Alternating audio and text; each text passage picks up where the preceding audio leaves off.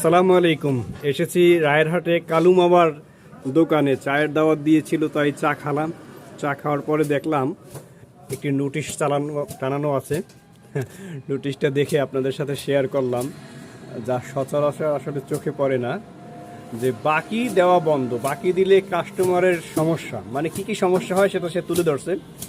অসুস্থ হয়, কেউ না কেউ মারা যায়, অ্যাক্সিডেন্ট হয়, বেতন পায় না, বাপ মা হাসপাতালে থাকে, অভাব অনটন আসে, কিস্তি থাকে, ফ্যামিলিতে সমস্যা হয়, কাজ নাই, তার আর দেখা পাওয়া যায় না, দোকানদারের ব্যবহার খারাপ, দোকানদার বাজে লোক, অর্থাৎ 12টি সমস্যার কথা এখানে তুলে ধরে শেষে লেখা হয়েছে ইত্যাদি।